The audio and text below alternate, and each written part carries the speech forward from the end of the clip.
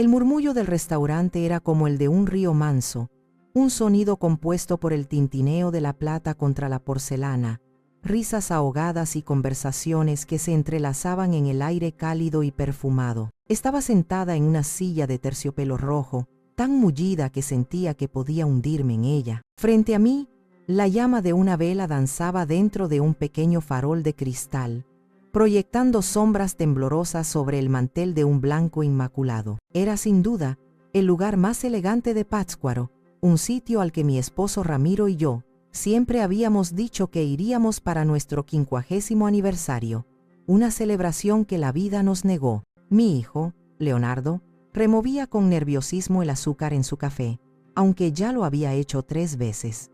El sonido metálico y repetitivo de la cucharilla contra la taza era el único indicio del tamborileo que seguramente sentía en el pecho. A su lado, su esposa, Valeria, era la imagen de la perfecta compostura. Llevaba un vestido negro, de corte impecable, y un collar de perlas que brillaba con una luz fría, casi artificial, bajo las lámparas del salón. Me sonreía, pero la sonrisa nunca llegaba a sus ojos. Eran 2 pozos oscuros y calculadores. Hacía meses, desde el funeral de Ramiro, que no me llamaban. La casa, antes un nido de risas y el aroma de sus guisados, ahora solo guardaba el eco de mis propios pasos. Por eso, cuando Leo me llamó la semana pasada, con una voz extrañamente jovial, invitándome a cenar para ponernos al día, un brote de esperanza, tonto y terco, floreció en mi pecho. Me puse el vestido que Ramiro me regaló en nuestro último cumpleaños juntos. Me arreglé el cabello y me sentí, por primera vez en mucho tiempo, como Beatriz de nuevo, no solo como la viuda de Ramiro. El postre llegó. Para ellos, un volcán de chocolate con helado de vainilla artesanal. Para mí, un flan de cajeta, suave y tradicional. El camarero nos deseó buenas noches con una reverencia. Valeria esperó a que se alejara. Dejó su cuchara a un lado, juntó las manos sobre la mesa y me miró con una seriedad ensayada. Beatriz comenzó, y el uso de mi nombre de pila, en lugar del mamá o suegra que a veces usaba con desgana, fue la primera señal de alarma. Leo y yo hemos estado pensando mucho en ti, en tu futuro. Asentí lentamente, llevando una pequeña porción de flan a mi boca. Estaba dulce, demasiado dulce, un sabor empalagoso que de repente me costaba tragar. Nos preocupa que estés sola en esa casa tan grande, continuó, y su voz era un terciopelo que escondía cuchillas. Tanta tierra, el mantenimiento, los impuestos, debe ser una carga enorme para ti ahora. Leonardo levantó la vista de su café por fin. Sus ojos, los mismos ojos color miel de su padre, no encontraron los míos. Se fijaron en un punto indefinido sobre mi hombro. Lo que Valeria quiere decir, mamá, es que queremos ayudarte, queremos cuidarte. Y entonces, del maletín de piel que descansaba a sus pies, Valeria sacó una carpeta de un pulcro color azul.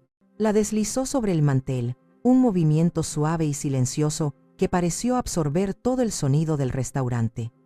Aterrizó justo al lado de mi plato de postre. Solo son unos papeles, dijo Valeria, con la misma naturalidad con la que se pide la sal. Un simple trámite, para que nosotros podamos administrar la propiedad. Ponerla a nuestro nombre nos permitiría gestionar todo de una forma más eficiente, pensar en un proyecto para sacarle provecho y asegurar tu vejez. No tendrías que preocuparte por nada. Sentí como el aire se escapaba de mis pulmones. No era una cena, era una transacción, y yo, junto con el flan de cajeta, era el último plato del menú, el que se consume antes de firmar la cuenta. Miré la carpeta. Era delgada, inofensiva, pero la sentí tan pesada como la lápida de la tumba de Ramiro. El dulce del flan se convirtió en ceniza en mi boca. Estoy un poco cansada, dije, y me sorprendió la calma de mi propia voz. Es tarde para mí. ¿Podemos irnos a casa?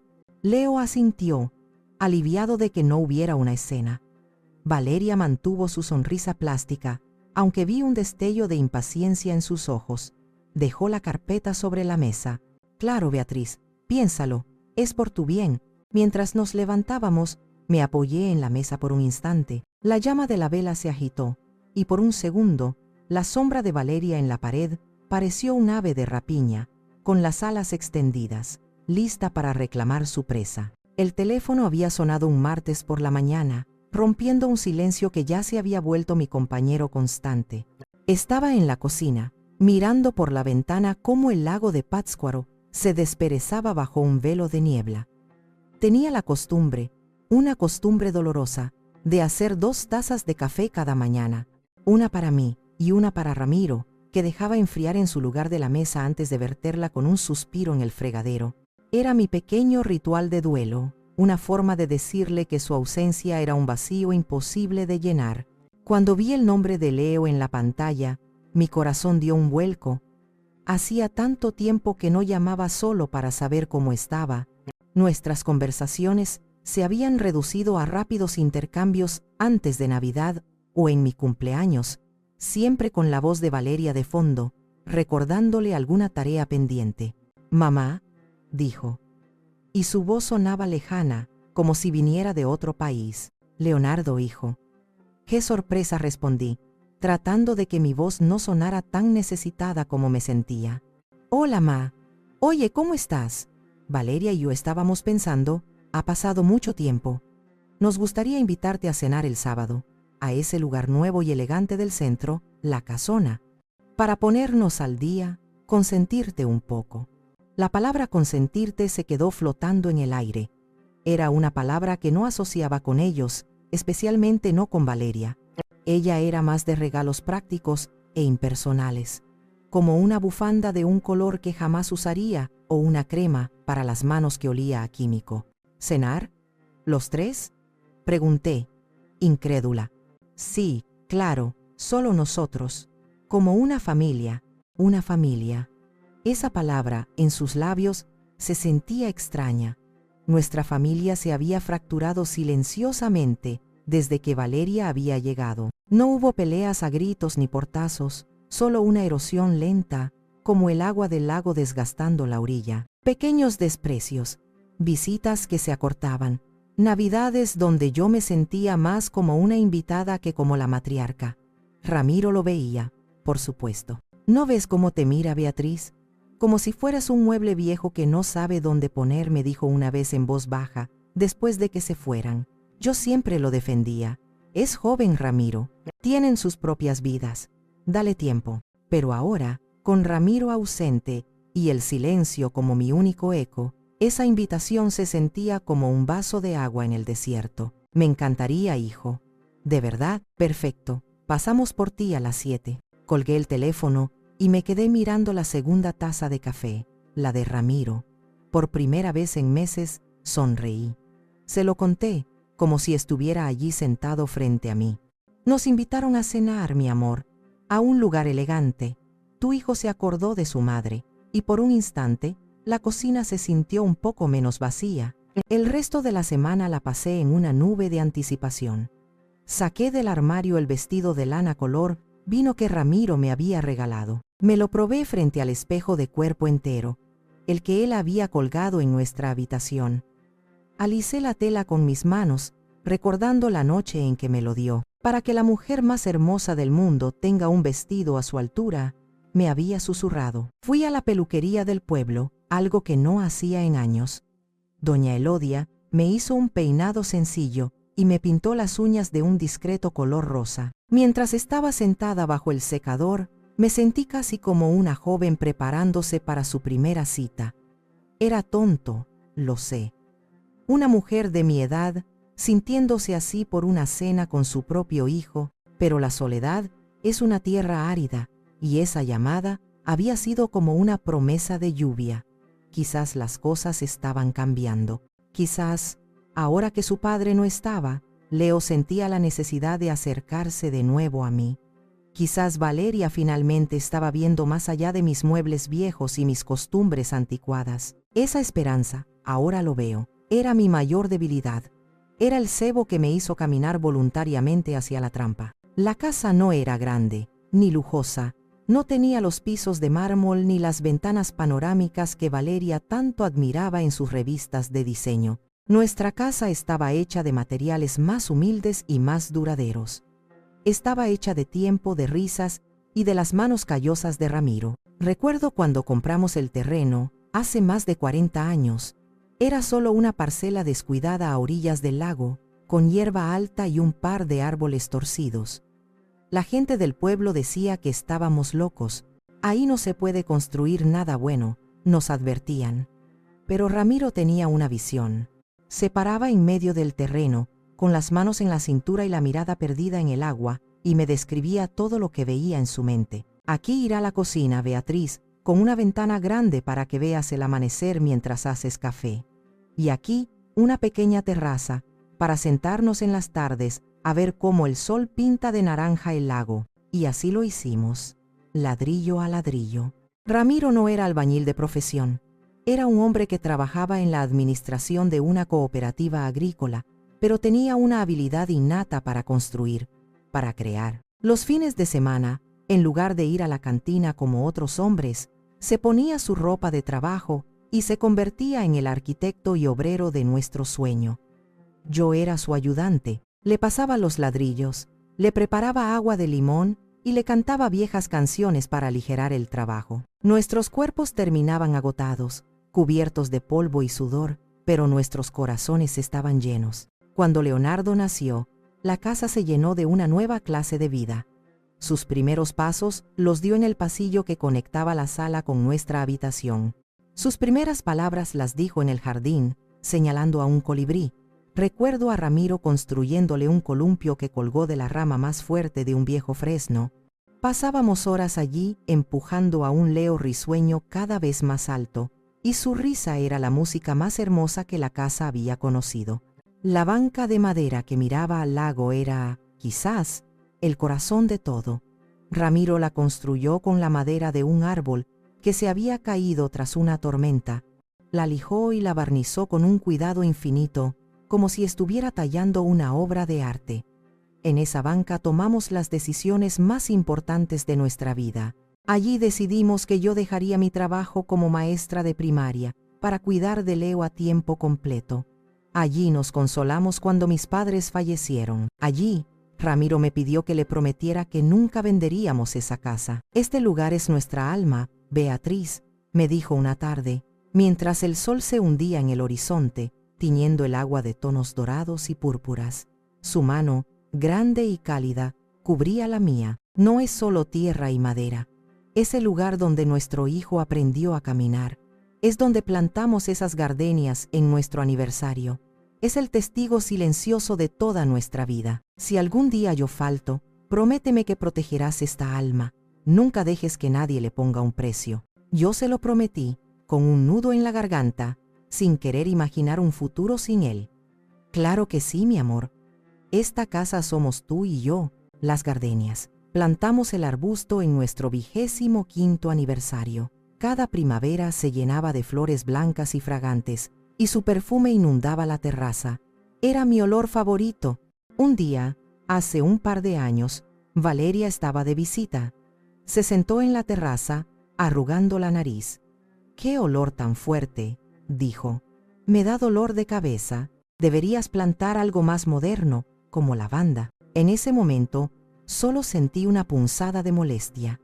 No entendí que sus palabras no eran sobre flores.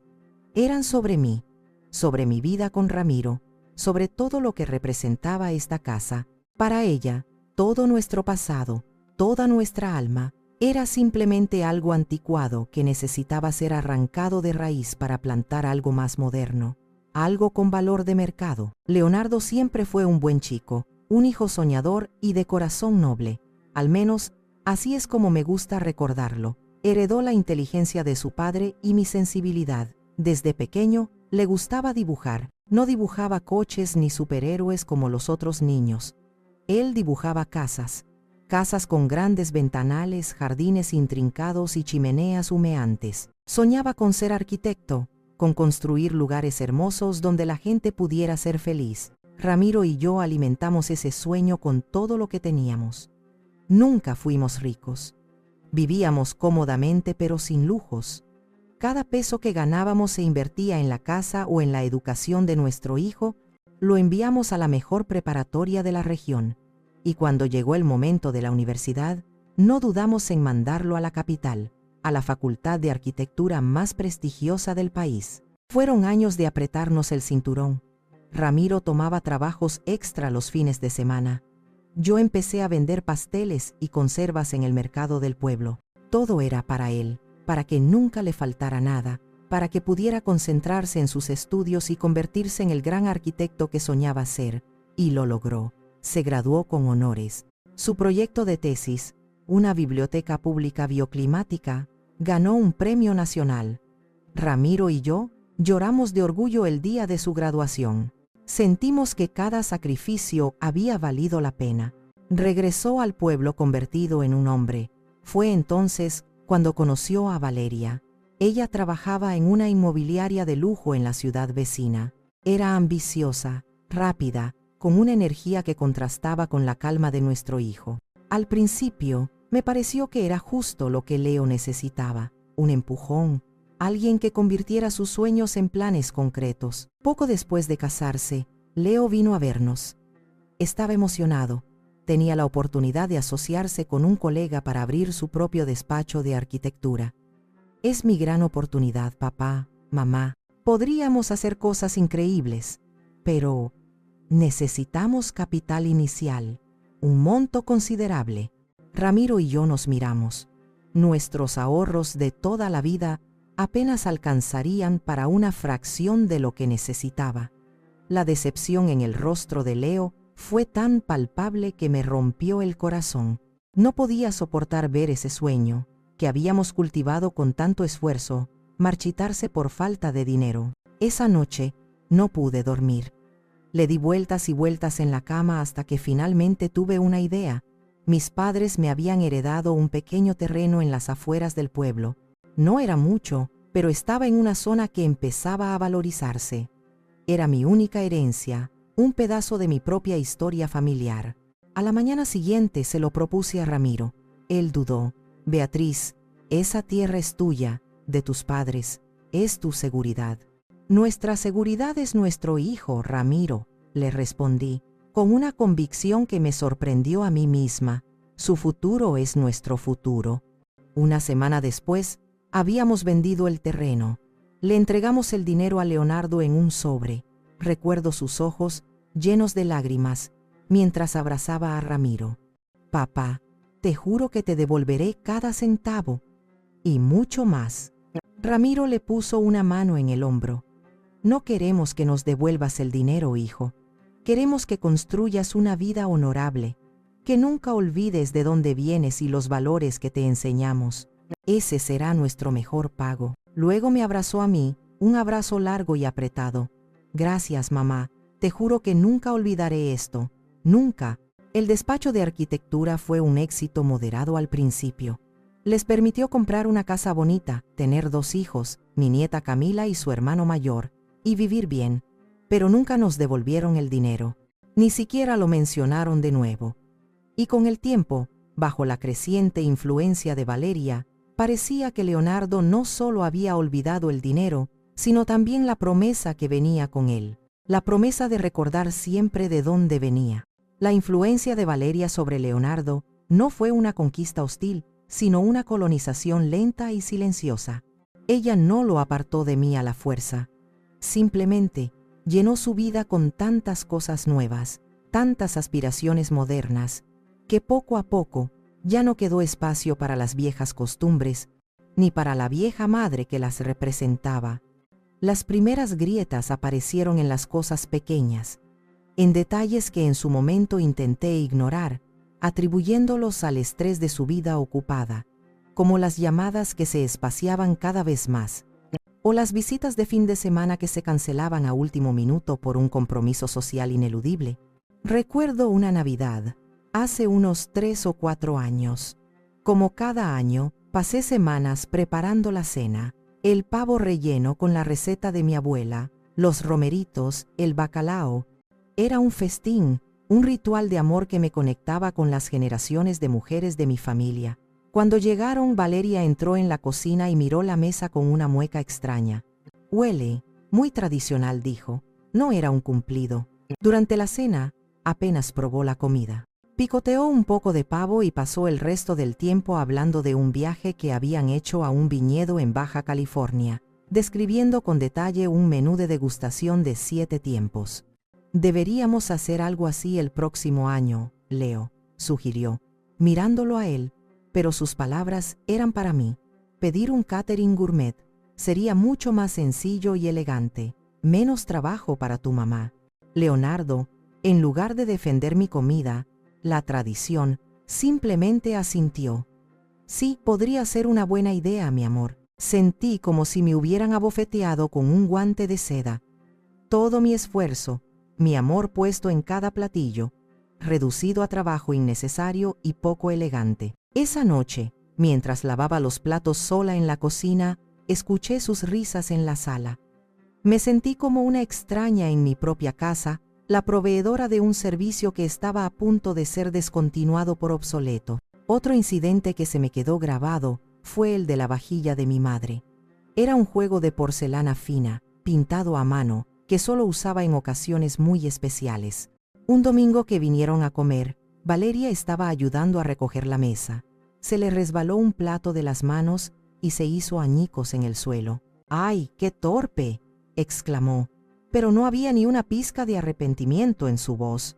Era más una molestia, como si se hubiera manchado el vestido. No te preocupes, dije yo, con el corazón encogido, mientras recogía los pedazos de mi herencia. Bueno, de todas formas ya estaba muy anticuada, comentó ella, encogiéndose de hombros. Ahora hay unas vajillas minimalistas preciosas. Podría regalarte una para tu cumpleaños. No lo hizo, por supuesto. Y yo nunca le dije que ese plato roto era el último recuerdo tangible que me quedaba de las comidas de domingo en casa de mis padres. Leo vio toda la escena, vio mi rostro, vio los pedazos de porcelana en mis manos temblorosas, y no dijo nada. Su silencio fue más doloroso que la indiferencia de Valeria. Era la confirmación de que, entre su esposa y su madre, él ya había elegido un bando. Estos pequeños actos de borrado, de invalidación, se fueron acumulando con los años. Dejaron de pedir mi opinión. Dejaron de compartir sus problemas o sus alegrías. Mis historias sobre el pasado eran recibidas con paciencia condescendiente. Mis consejos, con una sonrisa que decía, tú no entiendes el mundo de ahora. Poco a poco, me convirtieron en un fantasma en mi propia familia. Un fantasma que aún era útil para cuidar a los niños de vez en cuando, o para proveer un escenario rústico para alguna foto familiar ocasional, pero un fantasma, al fin y al cabo. Y ahora entendía, sentada en la oscuridad de mi sala después de esa cena infame, que el último paso para exorcizar a un fantasma es quitarle su casa.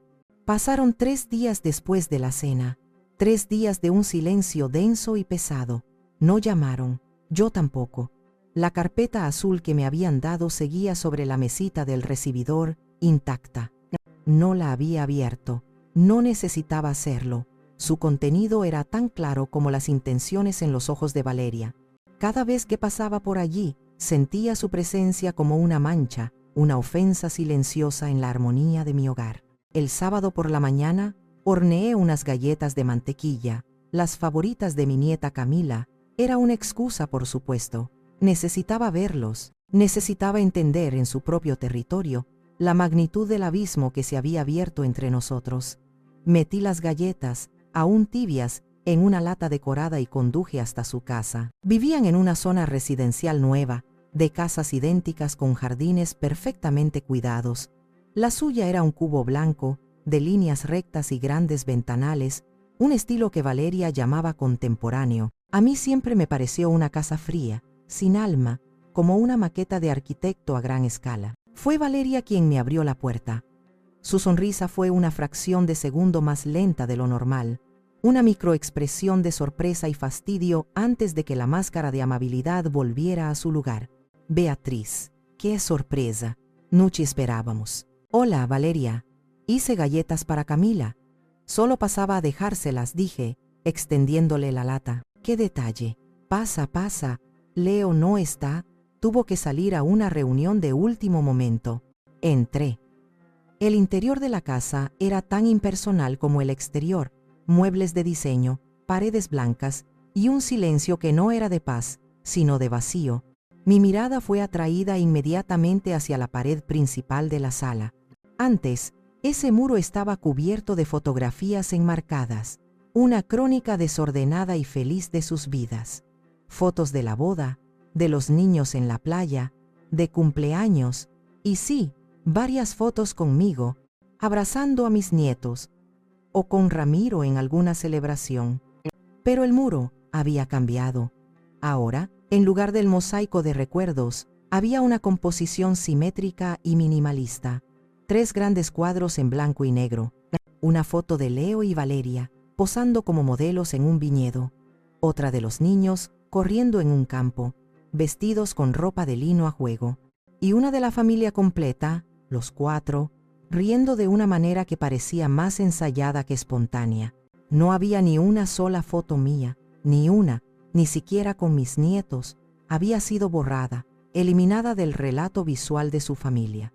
Me acerqué al muro, mis dedos rozando el frío cristal de uno de los marcos. Era una operación quirúrgica. Habían extirpado cuidadosamente cualquier evidencia de mi existencia. Acabamos de redecorar, dijo la voz de Valeria a mi espalda, falsamente casual. Quería un estilo más limpio, más cohesivo. En ese momento, Camila bajó corriendo las escaleras. «Abue, hiciste galletas». Corrió a abrazarme, y por un instante, el calor de su pequeño cuerpo fue el único ancla en mi mundo que se desmoronaba. «Hola, mi amor, te traje tus favoritas». «Gracias». «Oye, abue, ¿por qué ya no estás en la pared?», preguntó, con la honestidad brutal de los niños, señalando los cuadros nuevos. «Antes estabas aquí, con nosotros en la playa». El silencio que siguió fue ensordecedor. Valeria carraspeó y le lanzó a su hija una mirada afilada como un cuchillo. «Camila, no seas impertinente. Ve a tu cuarto a comer tus galletas». La niña me miró, confundida, y obedeció a regañadientes. Mientras me iba, con el corazón hecho un nudo apretado, vi algo sobre la mesa de centro de Valeria, parcialmente oculto bajo una revista de arquitectura. Era un folleto. La portada mostraba una foto aérea de la orilla del lago, mi orilla del lago, y en letras doradas y elegantes se leía: «La joya del lago Pátzcuaro, retiro de bienestar y bodas boutique, próxima apertura». Entonces lo entendí todo. No era solo una idea, era un plan en marcha, y yo no era una madre a la que querían cuidar, era un obstáculo, el último obstáculo entre ellos y su sueño de lujo y exclusividad. Mi eliminación del muro no era un descuido decorativo, era el primer paso de la demolición. Regresé a mi casa sintiéndome hueca, vaciada. La imagen del muro sin mis fotos se repetía en mi mente, cada vez más nítida, cada vez más cruel. Era una declaración de intenciones más clara que cualquier documento legal. Ya no formaba parte de su presente y, por lo tanto, no tenía derecho a formar parte de su futuro. Pasé el domingo en un estado de letargo, moviéndome por la casa como una autómata. Regué las plantas, preparé un té que no me bebí. Me senté en la banca de Ramiro mirando el lago sin verlo realmente. El dolor era una presión física en mi pecho, una tristeza tan profunda que me robaba el aliento. Parte de mí, la parte más vieja y cansada, quería simplemente rendirse, firmar los papeles, mudarme a un pequeño apartamento en el pueblo y desaparecer, tal como ellos querían. Quizás así dejaría de doler. Pero entonces, recordaba la promesa que le hice a Ramiro: «Protege esta alma, Beatriz». Y una pequeña chispa de rebeldía se negaba a extinguirse. El lunes por la mañana, el viento soplaba con fuerza desde el lago, haciendo silbar los árboles y agitando las aguas. Dejé la ventana de la cocina abierta mientras barría las hojas secas que se habían colado en el porche. Fue entonces cuando la oí. La voz de Valeria, nítida y cortante, llevada por el viento, estaba afuera, en el sendero de grava que bordeaba mi propiedad. Debía haber aparcado su coche en la carretera y caminado hasta allí, pensando que yo no estaba en casa o que simplemente no me daría cuenta. Hablaba por teléfono, paseando de un lado a otro como una ejecutiva en una reunión importante. Me quedé inmóvil, con la escoba en la mano, y me acerqué sigilosamente a la ventana abierta, ocultándome detrás de la cortina. No, el financiamiento preliminar está asegurado, decía ella, con un tono impaciente. El problema es el activo principal. Aún no tenemos el título de propiedad firmado. Hubo una pausa, en la que seguramente la persona al otro lado del teléfono preguntó algo. «La vieja», dijo Valeria, y la palabra salió de sus labios con un veneno helado que me recorrió la espalda. «Se está haciendo la difícil». Le dimos el discurso de cuidarla y todo el teatro, pero creo que sospecha algo. Es más astuta de lo que parece. Otra pausa. «Sí, lo sé. El tiempo apremia. Los inversores quieren empezar a mover tierra en la primavera, pero no podemos hacer nada sin su firma. Leo es un inútil. No sabe cómo presionarla. Cree que con un poco de chantaje emocional cederá. Le tiene demasiado respeto». Se rió, una risa seca, sin alegría. «No te preocupes. Tengo un plan B. Si no firma esta semana, empezaremos a hablar de incapacidad mental, de que ya no puede gestionar sus propios asuntos. Tengo un contacto en servicios sociales. Será más sucio, más largo, pero el resultado será el mismo. Esa propiedad será nuestra. Es el último obstáculo para el proyecto Joya del Lago». Me aparté de la ventana, con el corazón martillándome contra las costillas, tan fuerte que temí que pudiera oírlo. Me senté en una silla de la cocina, y mis manos, que habían estado temblando, de repente se quedaron quietas. Ya no había dolor, ya no había tristeza. Todo eso había sido quemado, reemplazado por una claridad fría y absoluta. La vieja. Incapacidad mental. El último obstáculo. No era su madre, ni la abuela de sus hijos. Era un objeto, un problema a resolver.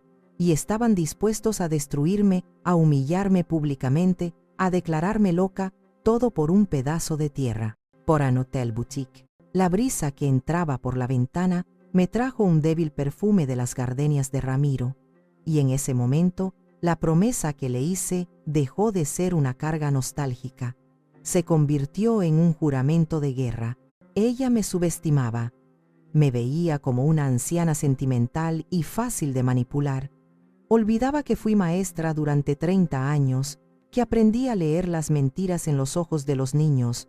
Olvidaba que administré este hogar y nuestras finanzas junto a Ramiro durante casi 50 años. Olvidaba que, bajo mis arrugas y mi cabello blanco, había una mujer que había sobrevivido a la pérdida, al dolor y a la vida misma. Valeria tenía su proyecto. Ahora yo tenía el mío. Esa noche no dormí. La rabia, una rabia fría y lúcida, era un combustible que me mantenía despierta. Ya no había lugar para las lágrimas. Era tiempo de actuar. Después de la medianoche, cuando la casa estaba sumida en el silencio más profundo, subí al desván. Hacía años que no entraba allí. El aire olía a madera vieja, a polvo y a recuerdos guardados. Busqué entre las cajas etiquetadas con la caligrafía ordenada de Ramiro, fotos de la infancia de Leo, documentos viejos, recuerdos de viajes. En el fondo, detrás de una pila de álbumes de fotos, estaba lo que buscaba: un pequeño baúl de madera de cedro, el que su padre le había regalado cuando era joven. Ramiro siempre lo llamó su caja de tesoros. Lo bajé a la sala y lo limpié con un paño suave. La llave seguía en su lugar, en una pequeña ranura secreta en la base. Giré la llave y la tapa se abrió con un suave crujido. Dentro no había joyas ni dinero. Había algo mucho más valioso.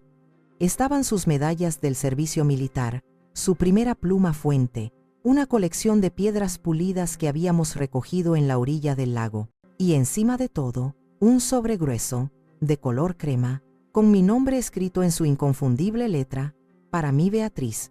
Mis manos temblaron al tomarlo. No era una carta de despedida. La había escrito hacía un par de años, después de aquel incidente con la vajilla de mi madre, como si hubiera presentido la tormenta que se avecinaba.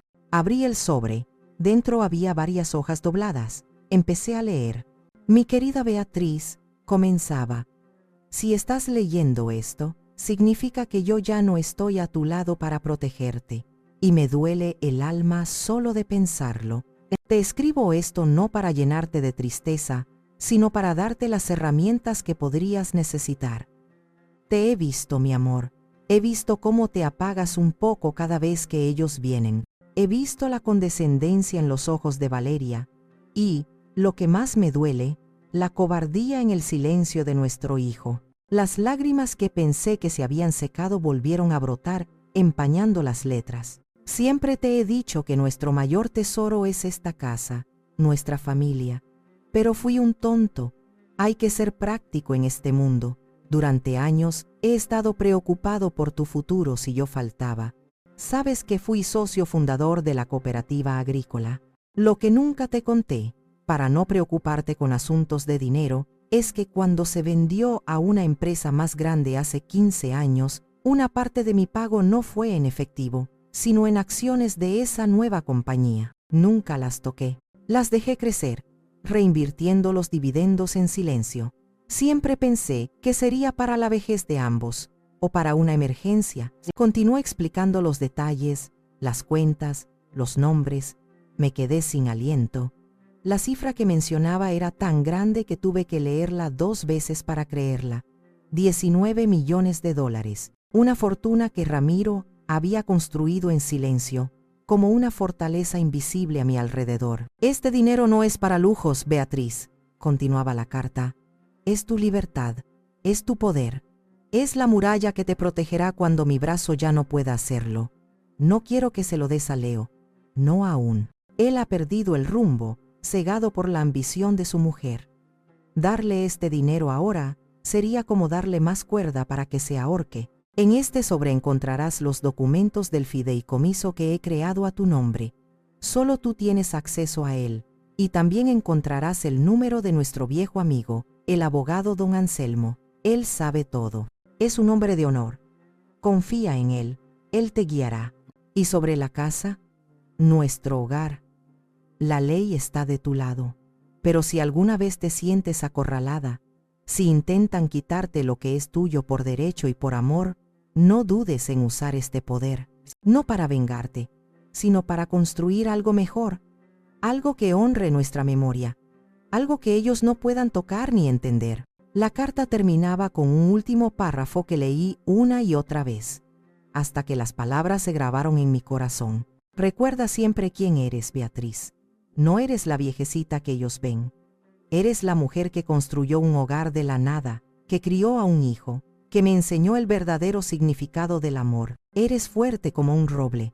No dejes que te traten como a una hoja seca. Te amo y te amaré siempre. Tuyo, Ramiro. Cerré la carta y la apreté contra mi pecho. El peso del dolor por su ausencia se mezcló con una nueva sensación, una fuerza inmensa, un poder tranquilo que emanaba de las palabras de mi esposo. Ya no estaba sola en esta lucha. Ramiro, incluso desde la tumba, me había dejado un escudo y una espada, y yo pensaba usarlos. A la mañana siguiente, el sol entró por la ventana de la cocina con una nueva intensidad. O quizás era yo la que lo veía de otra manera. Hice una sola taza de café, fuerte y negro. Mientras lo bebía, de pie junto a la ventana, marqué el número de don Anselmo. Estaba en el viejo directorio telefónico de Ramiro, justo donde él dijo que estaría. Despacho jurídico de Anselmo Suárez. ¿Buen día?, respondió una voz joven.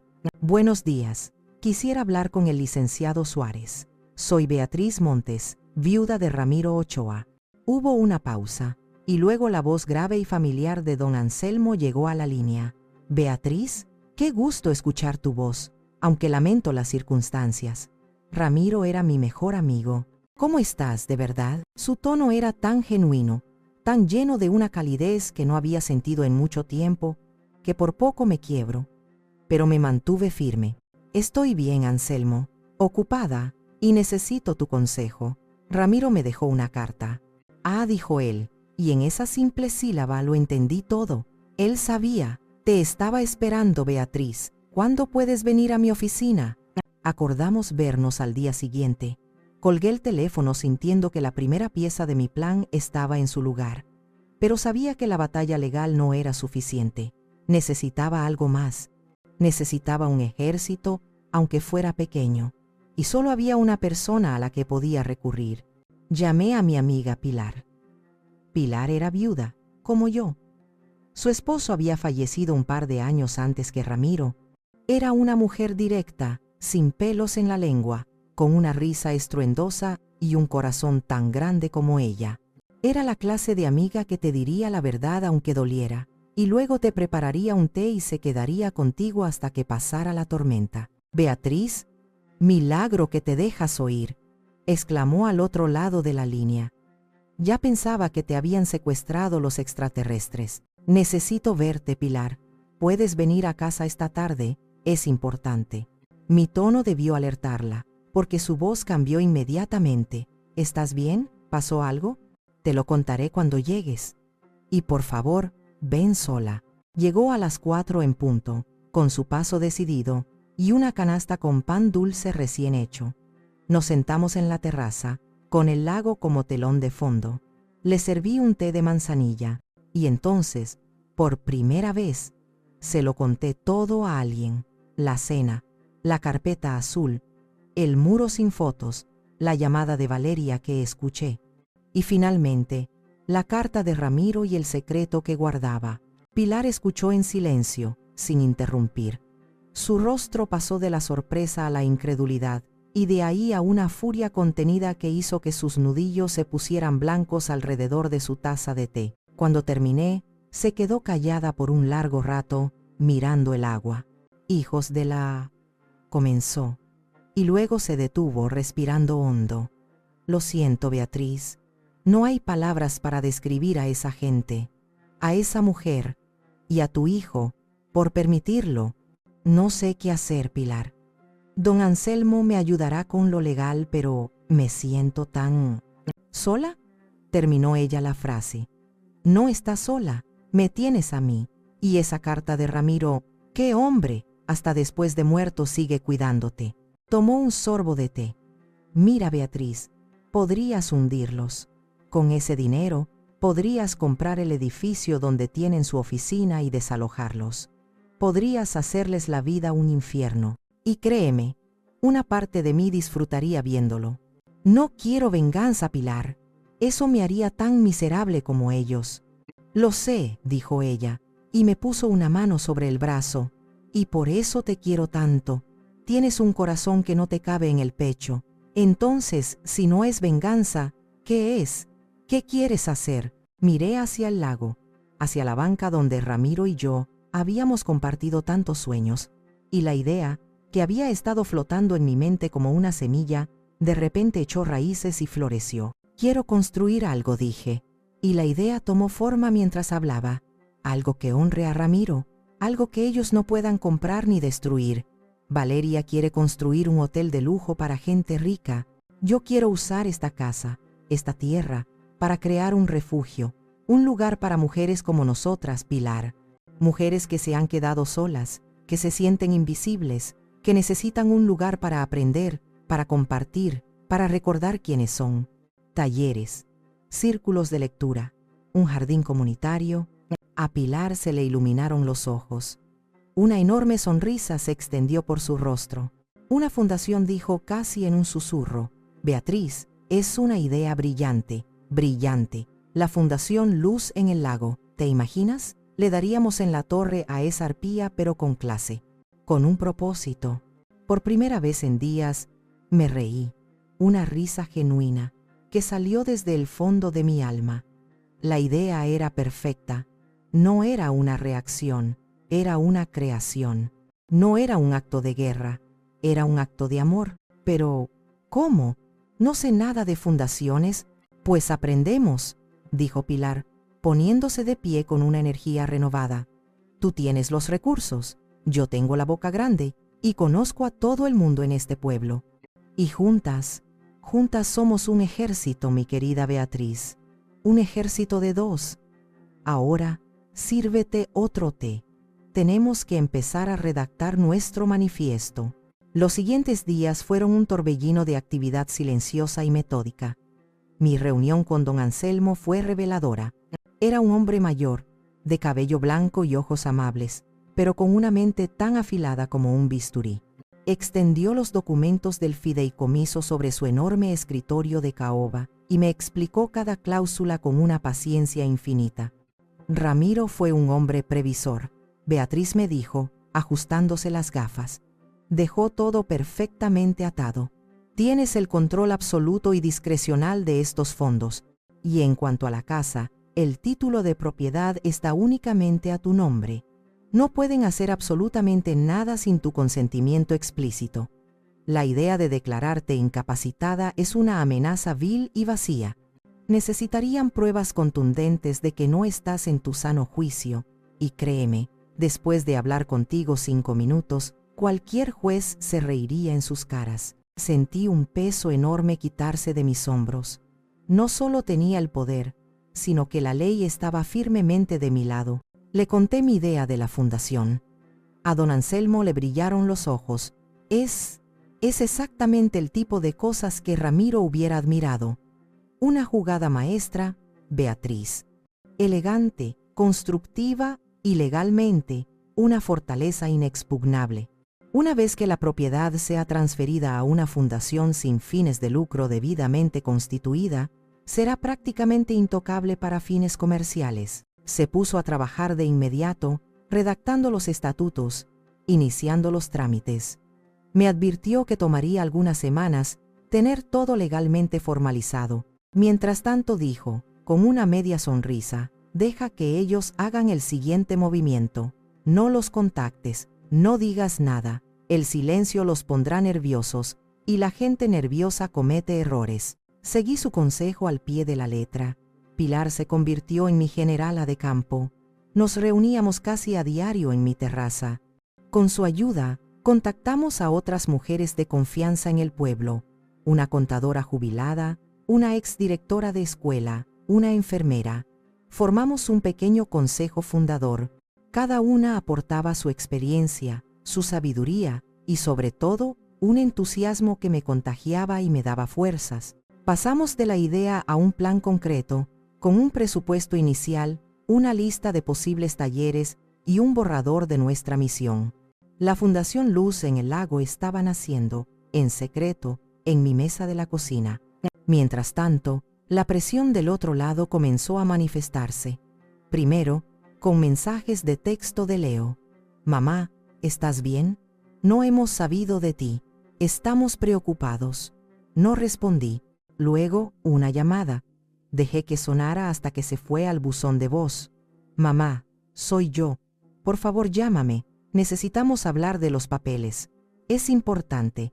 Borré el mensaje. El jueves por la tarde, casi 2 semanas después de la cena, vi su coche de lujo subir por el camino de grava hacia mi casa. Llegaban sin avisar. Mi corazón dio un pequeño salto, pero no de miedo. Era la adrenalina del soldado que espera en la trinchera, sabiendo que la batalla es inminente. Los vi bajar del coche a través de la ventana. Valeria llevaba un traje sastre de color rojo, como una ejecutiva yendo a cerrar un trato. Leo parecía pálido y tenso. Respiré hondo, alicé mi delantal, fui a la puerta y la abrí antes de que pudieran llamar. Leonardo. Valeria. ¡Qué sorpresa!, dije, con una calma que no sabía que poseía. Mi voz era estable, serena.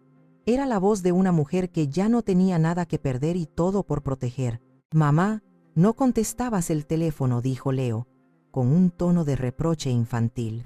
He estado ocupada, respondí, haciéndome a un lado para dejarlos pasar. ¿Quieren un vaso de agua de Jamaica? Acabo de hacer. El olor a limpio de mi casa, el aroma de la sopa de lentejas que estaba cocinando a fuego lento en la estufa, la sencillez de mi vestido de algodón, todo parecía desarmarlos. Estaban vestidos para una sala de juntas, no para la cocina de una madre. Se sentaron en el sofá de la sala, luciendo incómodos y fuera de lugar. Yo no me senté. Me quedé de pie, cerca de mi sillón, el viejo sillón de Ramiro, en mi territorio, en mi fortaleza. La calma antes de la batalla había terminado. Valeria no perdió el tiempo con sutilezas. Abrió su maletín de piel y sacó, no la delgada carpeta azul de la otra vez, sino un portafolio mucho más grueso, encuadernado en piel negra. Lo abrió sobre la mesita de centro. y de él surgieron planos arquitectónicos, representaciones digitales en 3D y tablas llenas de números. Era un despliegue impresionante, diseñado para intimidar y abrumar. Beatriz comenzó, y su voz era ahora la de una profesional presentando un proyecto a un cliente difícil. Sé que la otra noche fuimos un poco directos.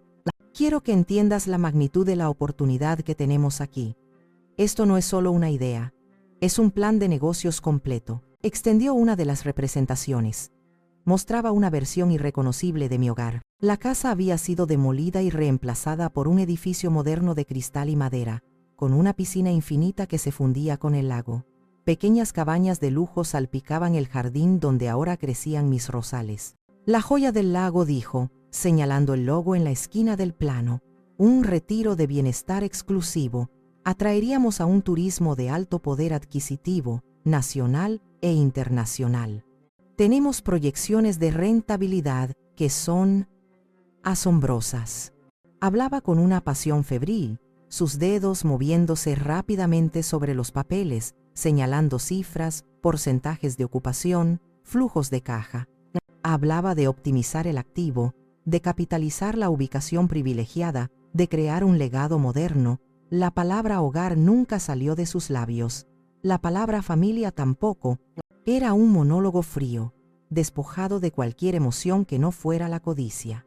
Leonardo la observaba, asintiendo en los momentos adecuados, como un actor secundario con un papel mal aprendido. Intentó intervenir.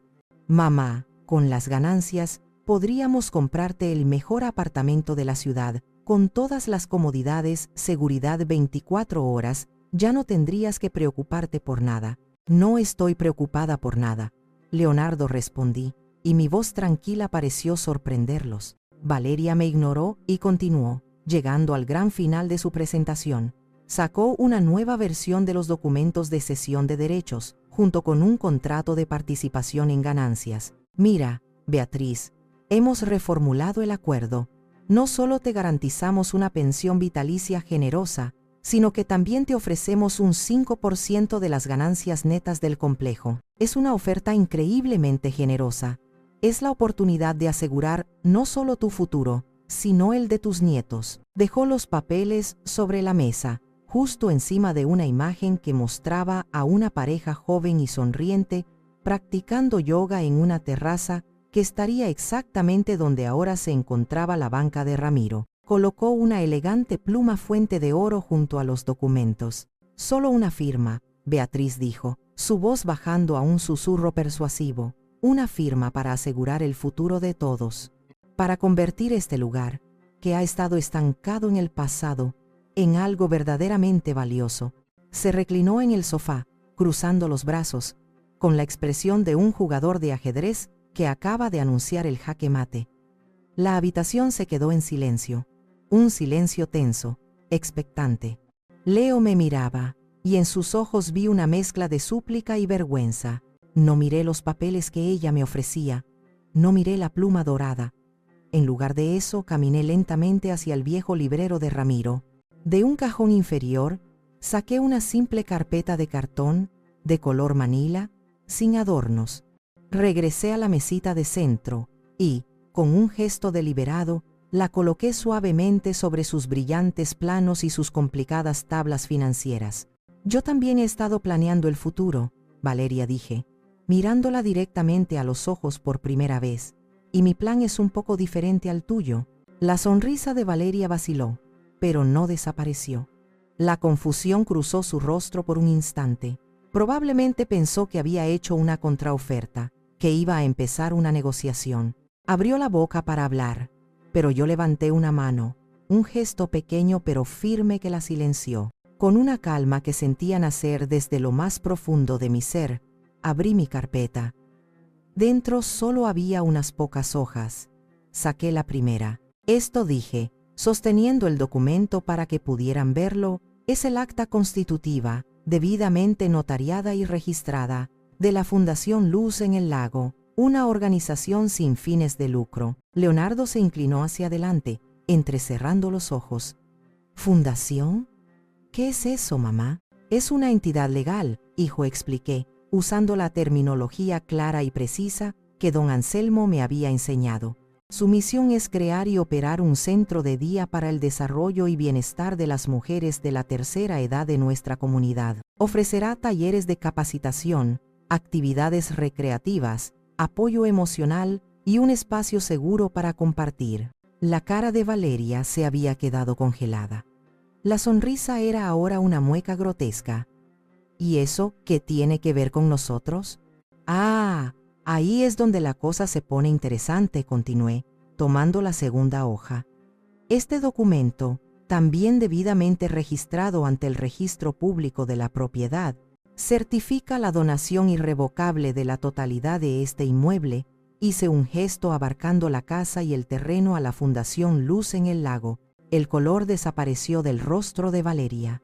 Se quedó blanca como el papel. Leo simplemente me miraba con la boca abierta, como un pez fuera del agua.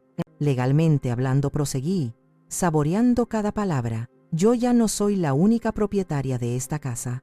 Soy la fundadora y directora vitalicia del Consejo de Administración de la Fundación. Y el estatuto de la Fundación, que fue redactado por mi abogado, prohíbe explícitamente la venta, enajenación o uso de esta propiedad para cualquier fin comercial o lucrativo. La tierra y la casa servirán a la comunidad, a perpetuidad. El silencio que siguió fue tan absoluto que pude escuchar el zumbido de una mosca cerca de la ventana, y entonces la compostura de Valeria se hizo añicos. «No», gritó, poniéndose de pie de un salto. Su voz era un chillido agudo y lleno de furia. «No puedes haber hecho eso, es una locura, has destruido todo». «Al contrario», Valeria, respondí. Mi voz nunca vaciló. «He construido algo que el dinero no puede comprar. Has arruinado el futuro de tus nietos, el nuestro». Su rostro estaba contraído por la rabia. La máscara de sofisticación había desaparecido para revelar la cruda y fea codicia que había debajo. Leonardo finalmente encontró su voz, pero era un susurro roto. «¿Por qué, mamá? ¿Por qué no hablaste conmigo? ¿Por qué no me lo dijiste?» Me levanté y me acerqué a él. Por primera vez, lo miré con una mezcla de lástima y una tristeza infinita. «Te he hablado toda mi vida», Leonardo, dije, y mi voz se suavizó, pero cada palabra era un golpe. «Te hablé en cada plato de comida que te serví cuando estabas enfermo. Te hablé en las noches que tu padre y yo pasamos sin dormir, preocupados por tu futuro. Te hablé con el dinero de la tierra de tus abuelos que te dimos para que cumplieras tu sueño. Te hablé en la forma en que tu padre y yo amamos y cuidamos cada centímetro de esta tierra». Hice una pausa, asegurándome de que me mirara a los ojos. «El problema, hijo, no es que yo no hablara. El problema es que tú, hace mucho tiempo, elegiste escuchar otra voz». Fue como si mis palabras finalmente hubieran atravesado la niebla de negación en la que vivía. Se derrumbó en el sofá, escondiendo el rostro entre sus manos. Valeria lo fulminó con la mirada. Luego me miró a mí, con un odio tan puro que casi podía sentirlo físicamente. Sin decir una palabra más, recogió su portafolio, sus planos inútiles, y salió de la casa, dando un portazo que hizo vibrar los cristales de las ventanas. Leonardo se quedó allí, sollozando en silencio. No fui a consolarlo. Había heridas que una madre ya no podía curar. Después de unos minutos, se levantó y caminó hacia la puerta como un anciano. Se detuvo en el umbral, sin volverse. «Lo siento», mamá dijo, y la palabra sonó hueca, perdida. Luego se fue. Me quedé sola en la sala, con el olor a la sopa de lentejas llenando el aire. Miré los papeles de Valeria, que se habían quedado esparcidos sobre la mesa. Los recogí con calma, uno por uno. Fui a la chimenea, donde aún quedaban algunas brasas del fuego de la mañana, y los eché dentro. Observé cómo las llamas se avivaban, cómo el papel se enroscaba y se volvía negro. Observé cómo su joya del lago, su sueño de lujo y exclusividad, se convertía en nada más que un puñado de cenizas. En un pueblo pequeño, no hay secretos. Hay historias que viajan más rápido que el viento, transformándose y adornándose en cada esquina, en cada puesto del mercado, en cada banca de la plaza. La historia de mi enfrentamiento con Leonardo y Valeria no fue la excepción. No fui yo quien la contó. Supongo que la versión de Valeria, llena de furia y victimismo, llegó a oídos de sus amigos inversores. Y la versión de Leonardo, seguramente confusa y llena de culpa, se filtró a través de algún colega. Lo que sé es que, en cuestión de una semana, todo Pátzcuaro parecía saber que la vieja Beatriz Montes le había dado una lección a su nuera, la empresaria de la ciudad. El primer indicio que tuve fue el martes siguiente, cuando fui al mercado. Doña Elodia, la de la peluquería, me detuvo junto a su puesto de verduras. Me tomó del brazo y me dijo en voz baja, con una mirada de complicidad: «Bien hecho, Beatriz. Ya era hora de que alguien pusiera en su lugar a esa presumida». No supe qué decir, solo sonreí y asentí. Luego fue don Chema, el carnicero, quien me dio el mejor corte de filete sin cobrarme. «Es un regalo de la casa», doña Beatriz dijo, guiñándome un ojo, «por defender lo que es nuestro». La noticia que confirmó todo llegó el viernes de esa semana, en el periódico local, El Eco del Lago. No estaba en la portada, pero sí en la sección de sociales y negocios.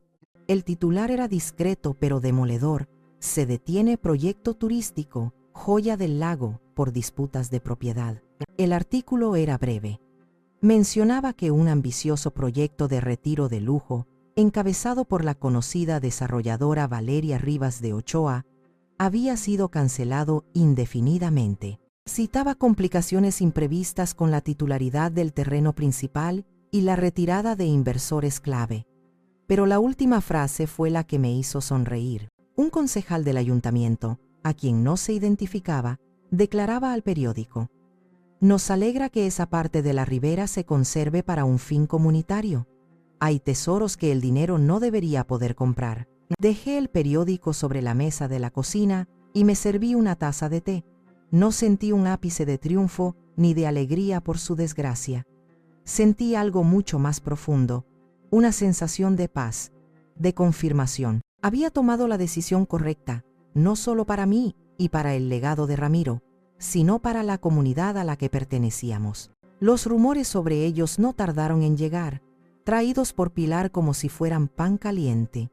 Se decía que Valeria estaba furiosa, culpando a Leo de no haber sabido manejar a su madre, que tenían deudas enormes, préstamos que habían solicitado poniendo como garantía las futuras ganancias del proyecto que ahora nunca existiría, que su matrimonio, construido sobre cimientos de ambición y apariencias, se estaba resquebrajando bajo la presión. Una tarde, Leo me llamó. Su número apareció en mi teléfono y dudé por un largo instante antes de contestar. Su voz era apenas un murmullo. «Mamá, hola, Leonardo.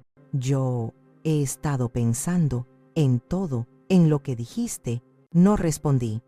Le di el espacio del silencio para que lo llenara. «Tenías razón», dijo finalmente, y su voz se rompió. «Tenía que haberte escuchado a ti. Lo arruiné todo, mamá. Lo siento tanto». «El perdón es un camino largo», hijo, le respondí. «Y mis palabras no eran duras, solo honestas. Y tienes que empezar por perdonarte a ti mismo». «Yo necesito tiempo, Leonardo. Necesito sanar». «Lo entiendo», susurró. «Cuídate, mamá». Colgó. No sé si ese fue el principio de su redención o solo el lamento de un hombre que lo había perdido todo. Y por primera vez en mi vida, me di cuenta de que su camino ya no era mi responsabilidad. Yo tenía mi propio camino que recorrer, un camino que apenas comenzaba a construirse. La inauguración de la Fundación Luz en el Lago no fue un evento de gala, no hubo listones que cortar ni fotógrafos de prensa, fue algo mucho mejor, una kermés de domingo por la tarde en mi jardín. Invitamos a las mujeres del pueblo a través del boca a boca y de un pequeño anuncio en el boletín de la iglesia. Pilar, con su increíble poder de convocatoria, se encargó de todo. «Vengan a celebrar un nuevo comienzo», decía la invitación. «Habrá comida, música y buena compañía. Traigan su silla y un postre para compartir». Ese domingo, el sol brillaba sobre el lago, haciendo que el agua pareciera un manto de diamantes.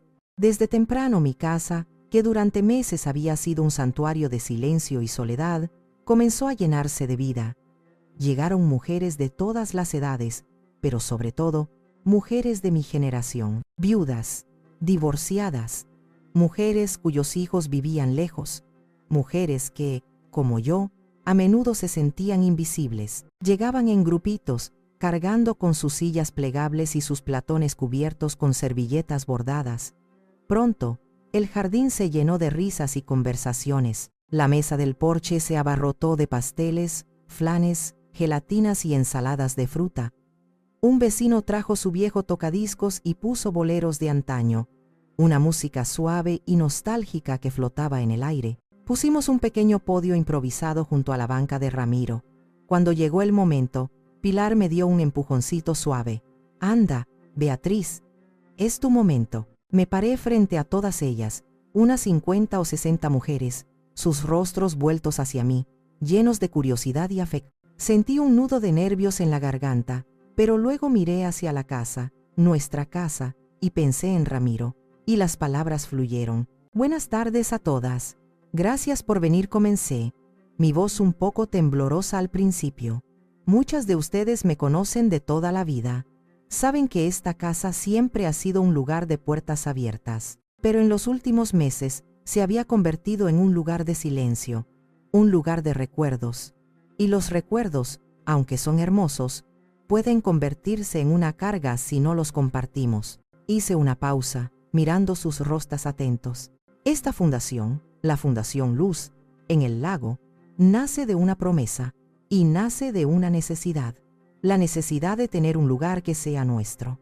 Un lugar donde nuestra experiencia no sea vista como algo anticuado, sino como sabiduría. Un lugar donde nuestras arrugas cuenten historias, no años. Un lugar para aprender cosas nuevas, desde cómo usar esas computadoras del demonio, dije, y una ola de risas recorrió el jardín, hasta cómo sembrar nuestro propio huerto. Un lugar para reír, para llorar, para acompañarnos. Esta casa ya no es solo mi casa, continué, y mi voz se llenó de una emoción que ya no era de tristeza, sino de alegría.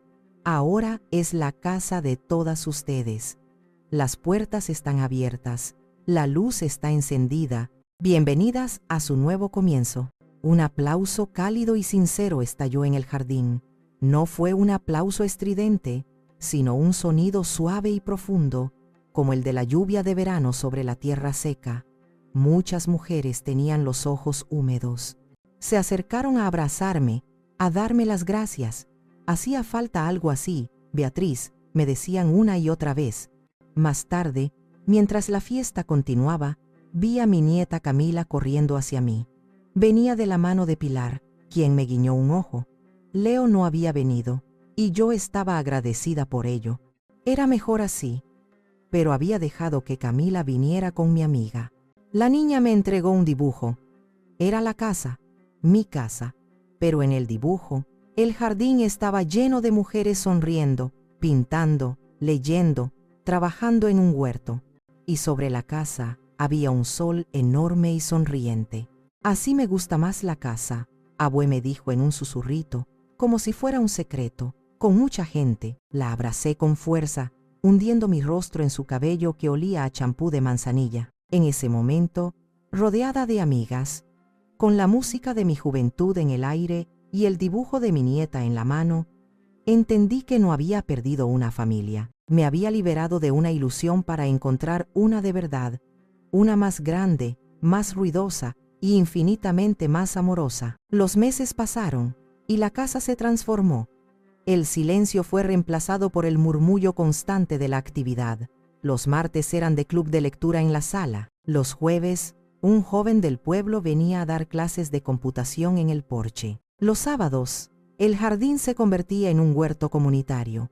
Y mis manos, que ya se habían acostumbrado a la quietud, volvieron a sentir el placer de hundirse en la tierra fértil. La Fundación Luz en el lago se convirtió en el corazón latente de una comunidad que no sabía que la necesitaba. Las mujeres llegaban tímidas al principio, pero pronto encontraban su voz, compartiendo recetas, historias de vida, penas y alegrías. Vi amistades florecer, vi a mujeres que habían perdido el brillo en los ojos volver a reír a carcajadas. La casa, el alma que le prometía a Ramiro que protegería, estaba más viva que nunca. No volví a saber mucho de Valeria. Los rumores decían que se había mudado de vuelta a la ciudad, que su matrimonio con Leo estaba roto. No sentí nada al escucharlo, su historia ya no era parte de la mía. Leonardo me llamaba de vez en cuando. Conversaciones cortas, un poco incómodas. Me contaba de su nuevo trabajo, más pequeño, menos prestigioso. Me preguntaba por Camila. Sentí en su voz un anhelo de redención, pero yo sabía que ese era un viaje que debía hacer solo. Quizás algún día, el puente entre nosotros podría reconstruirse, pero sería con ladrillos nuevos, ladrillos de honestidad y respeto, ya no con los escombros del pasado. Una mañana, mientras ordenaba un viejo tocador, encontré un pequeño espejo de mano que Ramiro me había regalado hacía muchos años. Tenía un marco de plata labrada, un poco oscurecido por el tiempo. Lo limpié y lo coloqué en la mesita junto a mi sillón, su sillón. Desde entonces, cada mañana después de mi café, tengo un pequeño ritual. Tomo el espejo y me miro. No para ver las nuevas arrugas o las canas que han conquistado mi cabello, me miro a los ojos de la mujer que soy ahora. Y me pregunto en silencio, ¿viviste tu verdad ayer, Beatriz? ¿Te defendiste? ¿Fuiste fiel a ti misma? La mayoría de los días, la respuesta es un sí rotundo y silencioso. La soledad ya no me pesa. La quietud de las noches ya no es un vacío, sino un espacio para la reflexión serena. He aprendido que la familia no siempre es la que nos toca por sangre, sino la que elegimos con el corazón.